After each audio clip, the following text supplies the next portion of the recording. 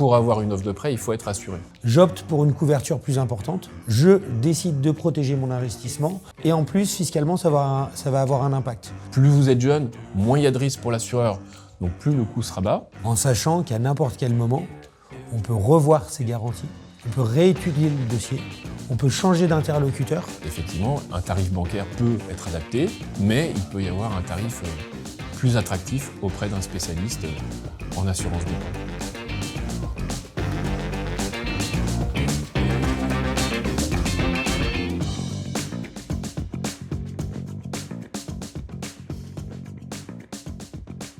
Bonjour à tous et bienvenue dans nos 41 mètres carrés. 41 mètres carrés, c'est l'espace IMO dédié pour les investisseurs qui éclaire les investisseurs.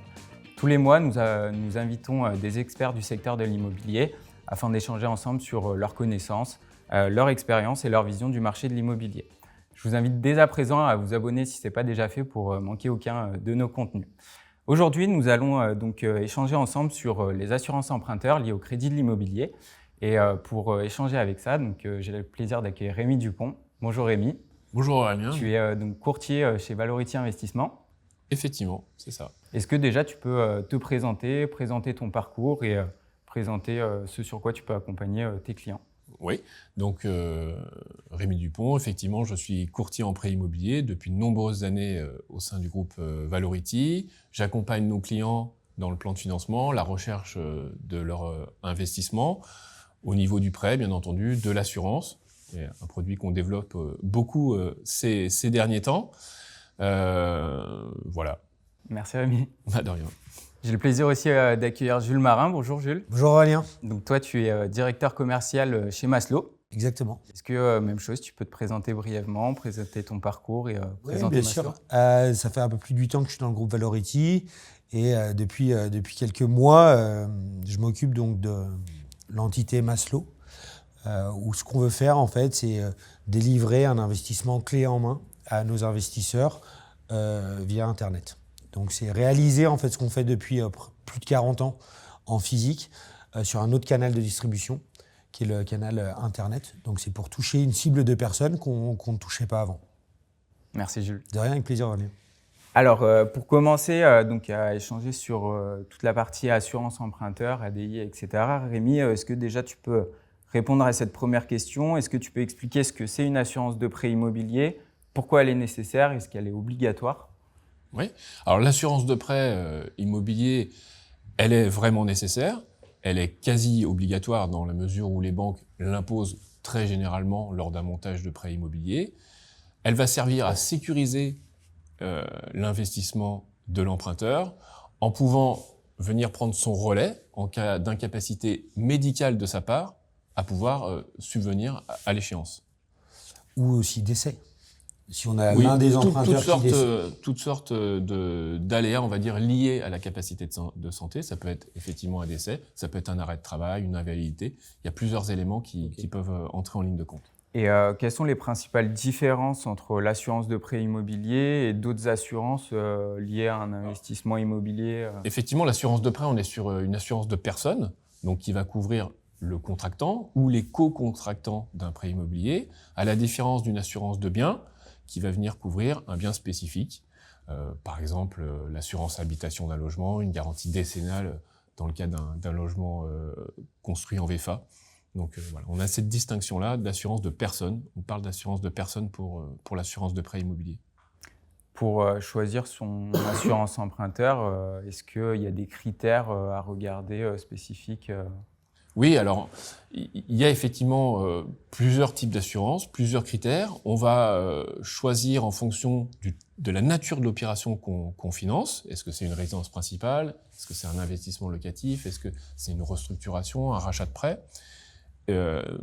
Donc après également en fonction du type de couverture qu'on veut souscrire, on peut prendre une assurance basique qui couvrira le décès comme tu l'indiquais Jules, ou alors une assurance plus complète qui va prendre en plus du décès l'invalidité, différentes sortes d'arrêts de travail, voire même la perte d'emploi, puisque on peut couvrir également la perte d'emploi lors d'une souscription d'assurance de prêt. Ça nous Aurélien, c'est un travail que les collaborateurs effectuent en synergie avec Rémi, puisqu'en fonction de la nature de l'investissement, une résidence principale, un investissement locatif ou même l'achat de parts de SCPI à crédit, la couverture qu'on souhaite apporter sur ce prêt, ou la protection en tout cas qu'on souhaite apporter sur ce prêt, elle sera forcément pas la même.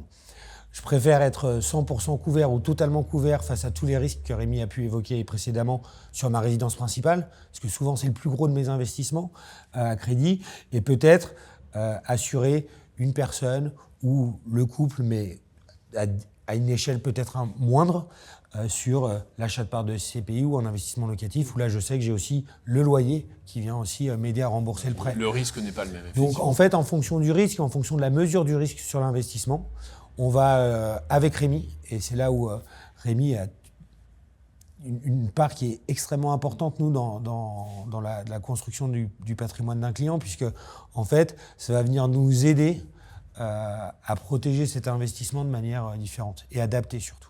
Donc en fonction de mon investissement, qu'il soit immobilier, résidence principale ou locatif, je ne vais pas me couvrir des mêmes manières. Donc ça, on parle des couvertures décès, PTIA, ITT, voilà, etc. Est-ce que vous pouvez redonner quelles sont les différentes couvertures ? Le décès, c'est parlant.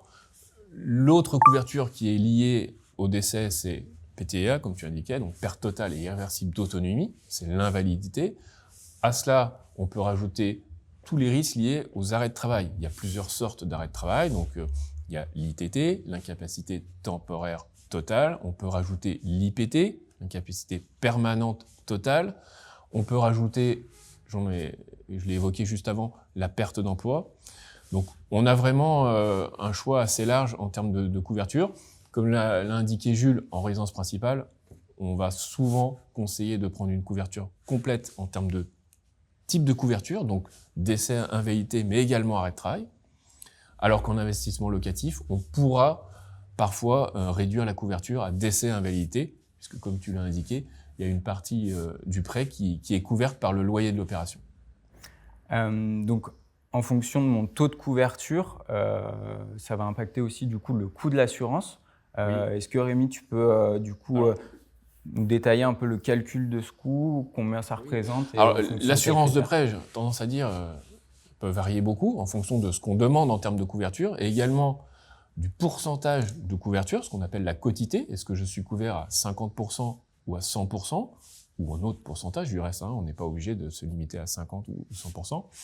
Ce pourcentage, comme vous l'avez compris, va indiquer le pourcentage qui est pris en compte par l'assurance en cas de sinistre. Si je suis couvert à 50%, la moitié de l'échéance est couverte. Si je suis couvert à 100%, l'ensemble de l'échéance va être couverte par l'assurance.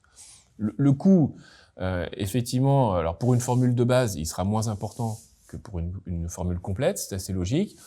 L'âge à l'adhésion va jouer aussi énormément dans un contrat d'assurance de prêt. Plus vous êtes jeune, moins il y a de risque pour l'assureur, donc plus le coût sera bas. On peut prendre en compte la durée du prêt. Pour un prêt qui est, on va dire, court terme, à horizon 10 ans, c'est généralement des tarifs qui sont très bas. Pour un prêt qui est plus long, comme 20 ou 25 ans, le coût de l'assurance peut être plus élevé. Puisque même si un prêt ne dure pas 20 ou 25 ans, enfin c'est très rare, la durée moyenne se situe plutôt aux alentours de 7 ans, la couverture du prêt, elle est théorique jusqu'au bout.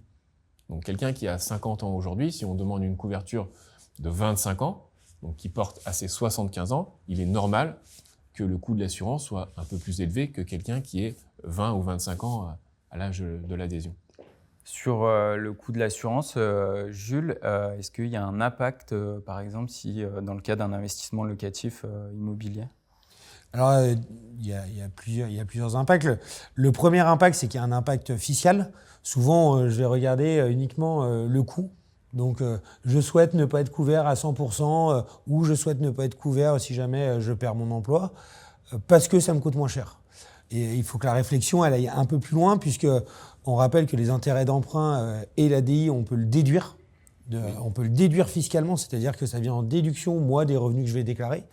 Donc, c'est aussi intéressant de se dire j'opte pour une couverture plus importante, je décide de protéger mon investissement. Et en plus, fiscalement, ça va avoir un impact. Je déclare 5 000 € de revenus, j'ai un coût d'assurance qui est de 500 €.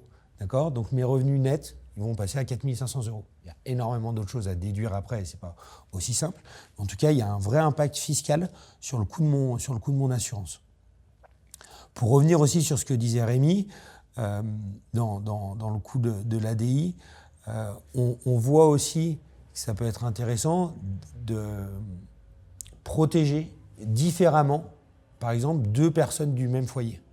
Et on peut protéger différemment 2 personnes du même foyer en fonction de leurs revenus.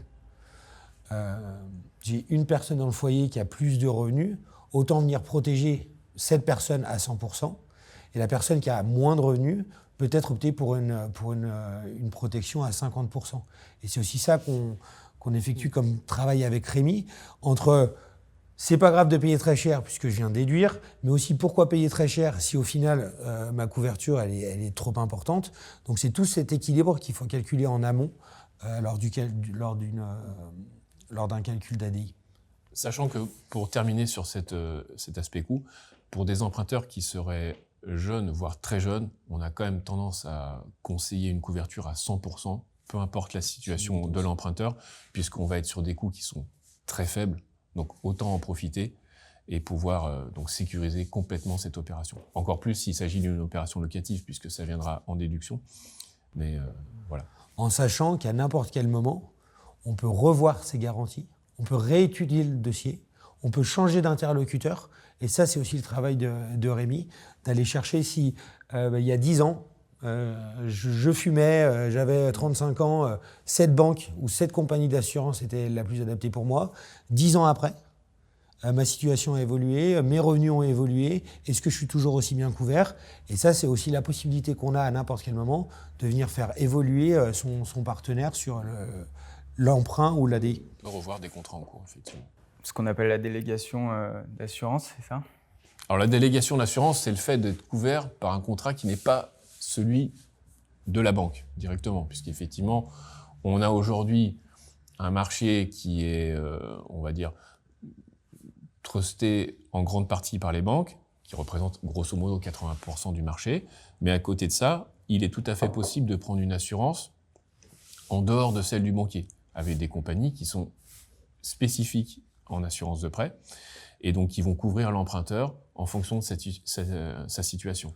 Ouais, parce que je le sais, mais c'est intéressant de le dire, Rémi, qu'il y a des compagnies d'assurance. Donc, j'emprunte par exemple dans une banque, mais je vais être assuré, en tout cas mon assurance de prêt va être faite par un assureur. Il y en a qui vont être plus intéressants. Imaginons que je sois fumeur et que j'ai plus de 50 ans. Je dois rembourser un montant supérieur à X millions d'euros, à X milliers d'euros. Donc ça, c'est aussi le choix de la compagnie d'assurance qui va être plutôt spécialisée dans telle typologie ou tel critère d'âge ou de santé. En fonction de votre âge à l'adhésion ou du type de couverture que vous voulez souscrire, effectivement, un tarif bancaire peut être adapté, mais il peut y avoir un tarif plus attractif auprès d'un spécialiste en assurance de prêt.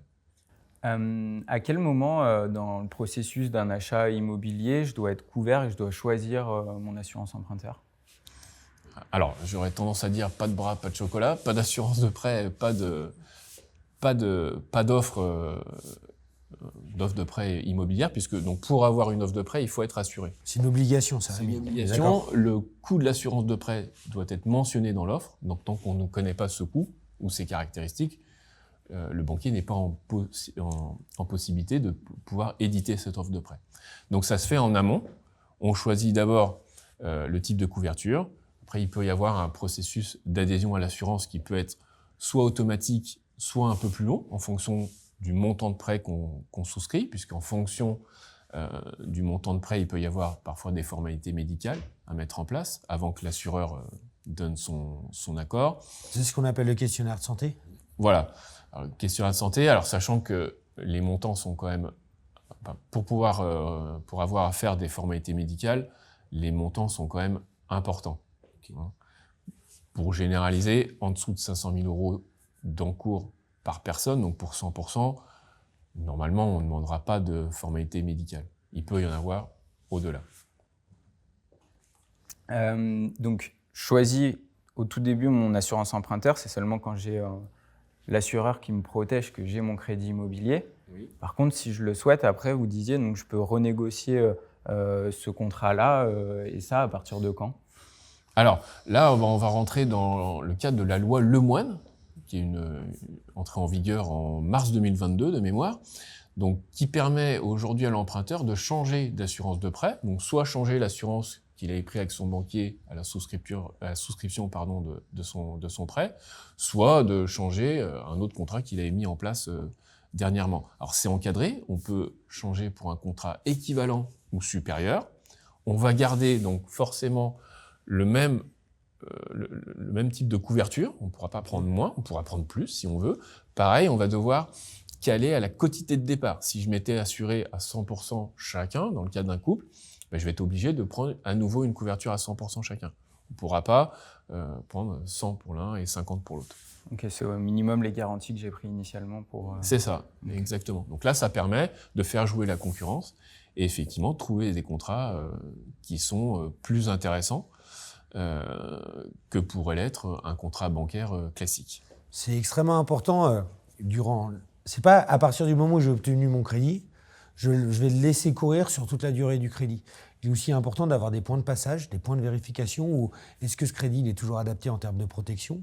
Est-ce que ce crédit il est toujours adapté sur la durée?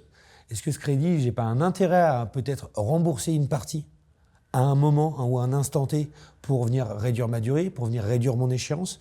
En fait, le crédit, il est vivant et c'est là où nous, notre rôle, encore plus dans un investissement locatif, c'est de venir adapter le crédit à n'importe quel moment de sa vie. D'accord ? Parfois, c'est bien de vouloir renégocier ses assurances de prêt ou de vouloir renégocier son taux, mais on se rend compte qu'il est parfois peut-être plus intéressant de rembourser ou d'employer une partie de ses liquidités pour venir rembourser une partie de son prêt, d'accord ? Se désendetter un petit peu, et parfois ça peut être plus intéressant que de le faire courir, même s'il y a une certitude, c'est que plus je vais venir m'endetter, plus je vais venir faire travailler de l'argent qui n'est pas à moi, plus j'ai de chances d'arriver plus rapidement possible à mes objectifs. Le coût de l'assurance peut être important dans un montage de prêt. Donc c'est vrai qu'il faut pouvoir le suivre, le renégocier. C'est quelque chose de vraiment important. Le coût moyen à peu près, Rémi, alors je sais que c'est très compliqué parce qu'il y a des écarts qui sont énormes. Oui, il y a une amplitude élevée en fonction du montant de prêt, de l'âge à l'adhésion.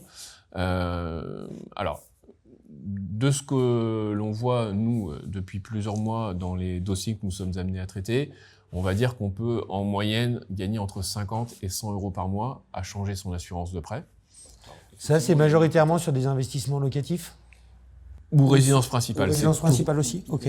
Mais effectivement, il y a une amplitude très importante entre un montant de prêt qui serait par exemple de 50 000 euros sur 7 ou 10 ans, et un montant de prêt plus élevé de 300 400 000 euros, sur lequel, bien entendu, on peut espérer à gagner bien plus à changer de contrat. En tout cas, c'est important parce qu'on voit que 100 euros de mensualité par mois, c'est 1 200 euros par an. 1 200 euros x 10 ans, ça fait 12 000 euros. Donc c'est 12 000 euros uniquement en regardant ou peut-être en changeant d'assureur ou changeant de partenaire. Donc c'est vraiment quelque chose que nous on conseille puisque ces 1 200 euros, après ils peuvent être réinvestis différemment, ils peuvent venir augmenter notre pouvoir d'achat dans une période comme actuellement où on est tous en train d'essayer de regarder comment est-ce que moi je peux maintenir mon niveau de vie, comment est-ce que moi je peux maintenir mon pouvoir d'achat. La renégociation de crédit ou d'assurance, c'est quelque chose qui peut rapidement nous faire gagner du pouvoir d'achat. On peut être sur des sommes importantes. On l'a vu sur la période récente. Bon, là, les taux ont un petit peu ont quand même baissé par rapport au pic haut qu'on a connu fin 2023. Mais c'est vrai qu'on peut gagner autant en renégociation d'assurance qu'en renégociation de prêt. Donc c'est pas Il n'y a pas que le taux. Il y a aussi le côté assurance. Et sur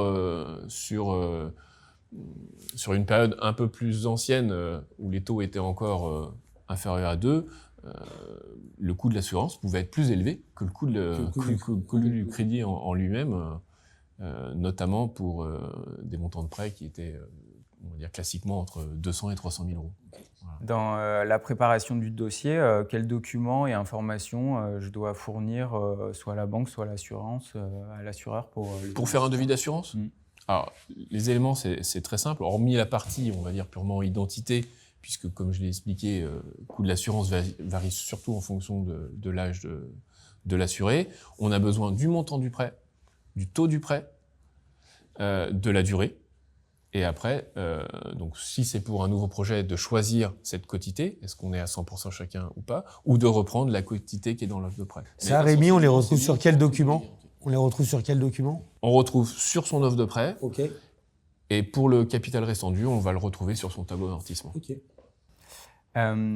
Si toutefois j'ai eu une maladie par le passé, comment ça se passe pour mon assurance emprunteur ? Oui, alors ça, c'est vrai que c'est important. C'est quelque chose qui a beaucoup évolué dans le droit à l'assurance. On a le droit à l'oubli, qui existe depuis longtemps, mais qui s'est renforcé ces dernières années, notamment dans le cadre de la loi Lemoine, et qui permet de ne pas faire état d'un problème de santé qui serait survenu plus de 5 ans avant ma présente demande. Donc ça permet effectivement de ne pas bloquer des personnes qui auraient pu avoir un problème de santé plus ancien et de ne pas pouvoir donc ils ne sont pas obligés de l'évoquer, en tout cas ils ne sont pas obligés d'en faire part dans leur demande. C'est ça. Donc c'est vrai que ça permet de débloquer plusieurs dossiers. Il y a un autre point important qui est rentré en vigueur avec la loi Lemoine, c'est tout simplement de ne pas avoir de questionnaire à faire, dans la mesure où on demande pas plus de 200 000 € par personne, donc pour une quotité de 100%, et aussi dans la limite où l'âge de fin de prêt ne dépasse pas 60 ans. Donc pour faire simple, j'ai 39 ans, ou 40 ans, je veux faire un prêt de 200 000 €. Donc je suis inférieur à ce montant de 200 000 €, je n'aurai pas, sur un prêt de 20 ans, pas plus de 60 ans à âge de fin de prêt. Mon assurance est automatiquement validée. Je n'ai même pas de questionnaire. Donc pas de questionnaire de santé, rien du tout. Rien du tout. Donc voilà, on peut parfois... Et 200 000 € par personne. Donc c'est-à-dire que ça peut même aller jusqu'à 400 000 € avant 60 ans. Pour une quotité à 50-50. Pour une quotité à 50-50. Pour une quotité à 50-50. Après, pour l'assurance du prêt, on peut aussi diluer le risque parfois. On peut, pourquoi pas, utiliser des compagnies différentes, faire 200 000 avec une compagnie X, 200 000 avec une compagnie Y, de façon soit... Parce que le porteur du risque soit différent. Ou éviter des formalités médicales. Si on n'a pas le temps d'aller faire des formalités médicales, on peut effectivement diviser les contrats. Est-ce qu'il y a des possibilités pour que les investisseurs, justement, comme tu disais là, d'autres possibilités pour améliorer leur profil emprunteur d'un point de vue, pour augmenter les chances d'obtenir un crédit ? Alors, sur le plan de financement en lui-même, oui, en termes, par exemple, d'apport ou de solvabilité, mais pour l'assurance, ça n'a pas d'impact. L'assurance de prêt, c'est une assurance... Je peux décider d'arrêter de fumer ? Ça ne changera pas, puisque pour les compagnies qui le demandent, puisque tout le monde ne demande pas non plus, fumez-vous ou avez été-vous fumeur sur les 2 dernières années. Donc, il faut que j'ai arrêté de fumer 2 ans avant. Je vais arrêter, tout ça ne marchera pas. Un peu d'anticipation. Ok. Est-ce que tu peux donner les grandes lignes sur quels critères est-ce qu'on va choisir une banque pour son assurance emprunteur ou plutôt une compagnie d'assurance? Sur quels critères un investisseur il peut se diriger en fonction des différents partenaires qu'il peut avoir? Globalement, c'est, je pense, l'âge d'adhésion qui va faire la différence, c'est-à-dire en dessous de 45-50 ans, c'est quasi systématiquement la délégation d'assurance qui sera plus intéressante. À partir de 50 ans, c'est très souvent le tarif groupe bancaire qui va être plus pertinent. C'est hyper intéressant ça. Voilà. Après, il peut y avoir aussi des couvertures spécifiques que ne font pas les délégations. Je pense à la perte d'emploi. Là, si un emprunteur veut être couvert pour la perte d'emploi, je pense qu'il aura meilleur choix à prendre un tarif bancaire, donc qui va le couvrir pour cette prestation de manière plus complète. Est-ce que le coût de l'assurance emprunteur rentre dans le calcul du taux d'endettement? Oui, effectivement, le banquier est soumis à la règle des 35%, et ces 35%, assurance comprise. Donc effectivement, parfois, ça peut aussi, le fait de renégocier son assurance. C'est pas qu'une question de montant, mais de renégocier mon assurance, que ça ait un impact ou un poids moins important, ça peut aussi venir faire baisser mon taux d'endettement et donc me donner soit la possibilité, du bon côté, exactement, soit la possibilité de venir financer ce dossier, ou vraiment de pouvoir me relancer sur une autre opération et donc de pouvoir relever de la dette. Donc il n'y a pas uniquement cette question de coût ou de protection, il y a aussi moins mon assurance va prendre de poids dans le coût de mon crédit, plus évidemment mon taux d'endettement sera favorable. Ou alors, je peux emprunter aussi un petit peu plus. Ou je pourrai emprunter un peu plus. Ouais, c'est ce que tu disais tout à l'heure. Donc, si déjà je renégocie mon assurance emprunteur, peut-être que je vais gagner entre 50 et 100 euros tous les mois. Et en fonction de ça, il faut se poser la question, est-ce que j'ai pas plus intérêt à rembourser du capital restant dû pour repartir sur une nouvelle opération? Exactement. Parfois, se désendetter un petit peu sur un crédit, ça permet de lever de la dette sur une autre opération. Et c'est là où il y a un vrai travail de stratégie à effectuer sur le montage de mon crédit ou même sur l'étude de mon crédit pendant sa durée de vie. Si on revient sur le crédit plutôt dans sa globalité, l'assurance emprunteur, donc c'est justement un des critères de sélection aussi en fonction du crédit et de la protection que je vais avoir là-dessus. Est-ce qu'il y a d'autres éléments de la demande de prêt qui peuvent être négociables comme l'assurance emprunteur et comment aborder ces négociations avec un banquier ou un courtier?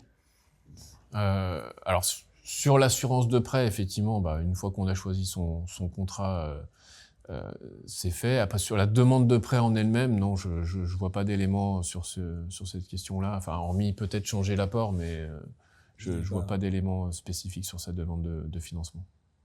Comment la demande de prêt influence-t-elle les conditions de l'assurance de prêt immobilier? Alors, je pense que plus on est couvert, plus le banquier aura tendance à prêter, puisque l'opération est sécurisée. Après, c'est vraiment des éléments distincts quand même. C'est dur parce que c'est propre à chaque opération et à chaque personne. Mais c'est sûr. Il y a un environnement patrimonial global aussi. C'est sûr, en fait, il faut prendre aussi la vision qu'on doit avoir. C'est pas uniquement de regarder cette opération et ce crédit-là, mais il y a l'ensemble du patrimoine qui est à prendre en compte. C'est-à-dire, est-ce que sur ce crédit-là, ok, je suis peut-être un petit peu moins assuré, mais je sais que ça peut être couvert par exemple, un contrat d'assurance vie ou par des liquidités que j'ai à côté, ou ça peut être couvert par un bien que je possède déjà à 100%. Donc, c'est dur de donner vraiment une réponse claire sur le sujet. Ça fait quelques mois qu'on a entendu, même plusieurs mois, où les taux d'intérêt sont remontés. Est-ce qu'il y a une corrélation entre la remontée des taux d'intérêt d'emprunt et le coût de l'assurance emprunteur? Ah, ils sont redescendus, les taux. Ils commencent à redescendre, voilà. Effectivement. Non, alors il n'y a pas d'impact. Le coût de l'assurance sera la même qu'on soit à un taux à 1% ou à 5 ou 6%. On est sur une assurance de personne, donc on va assurer l'emprunteur et pas l'opération en elle-même. En tout cas, ce qu'il faut retenir, c'est que plus mes taux seront bas, plus le poids de mes assurances seront importantes, plus mon taux sera élevé, moins le poids de mon assurance sera important dans le coût de mon crédit, dans le coût global de mon crédit. C'était extrêmement visible quand j'avais des taux qui étaient bas, puisque le coût de mon assurance n'avait pas baissé. D'accord ? Donc la proportion, le pourcentage que représentait le coût de l'assurance dans mon prêt global était beaucoup plus visible. Plus mes taux seront élevés, moins ce coût d'assurance sera visible. En tout cas, le marché de l'assurance de prêt, c'est un marché qui est en ébullition, notamment depuis donc la loi Lemoine, l'entrée en vigueur en mars 2022. Donc, j'invite tous ceux qui peuvent nous écouter à nous challenger et nous envoyer les éléments concernant leur prêt pour qu'on puisse voir s'il y a un gain à obtenir et le chiffrer. Voilà, c'est quelque chose qui se fait rapidement, donc avec les éléments qu'on a listés tout à l'heure. Montant, taux, durée garantie. Voilà. Toi, Rémi, à partir du moment où tu reçois tous ces documents, justement, en combien de temps tu es capable de donner une réponse à la personne qui te consulte? Si j'ai vraiment tous ces éléments, je peux répondre en quelques heures, grand maximum, voire moins. Hein, c'est vraiment rapide. Okay. On a des outils qui nous permettent de comparer différents contrats. Donc c'est vraiment fluide. Bon, je pense qu'on approche de la fin de ce podcast. Pour terminer, est-ce que Rémi, tu peux me donner 3-4 éléments à garder en tête pour quand je pense assurance emprunteur, quels sont les 3-4 critères qu'il faut que je garde en tête pour bien la choisir? L'assurance de prêt, c'est important, parce que ça permet à l'emprunteur ou au co-emprunteur de se couvrir pendant une durée longue qui sera souvent de 20 à 25 ans pour un prêt immobilier. Donc c'est important. Il ne faut pas hésiter à prendre une couverture de qualité.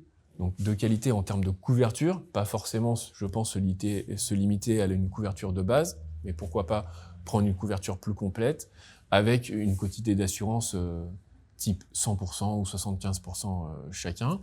Pour ceux qui ont déjà des contrats en cours, je pense que c'est le moment, avec cette mise en place de la loi Lemoine, d'étudier, voir s'il peut y avoir des gains importants. Alors c'est vrai que tu m'as demandé tout à l'heure, un gain moyen est difficile à indiquer, 50, 100 euros, mais on a parfois des devis où on gagne 150, 200 ou parfois 250 euros par mois. C'est des montants qui sont quand même considérables. Donc voilà, donc n'hésitez pas à faire jouer la concurrence. Merci à tous les deux pour votre présence aujourd'hui. Merci Aurélien. Merci. 41 mètres carrés, donc c'est terminé pour aujourd'hui. N'hésitez pas à nous donner 5 étoiles si vous avez apprécié ce contenu et vous abonner pour ne rien manquer de nos prochains podcasts. Vous retrouverez donc les profils LinkedIn de nos deux intervenants d'aujourd'hui. Merci et à bientôt.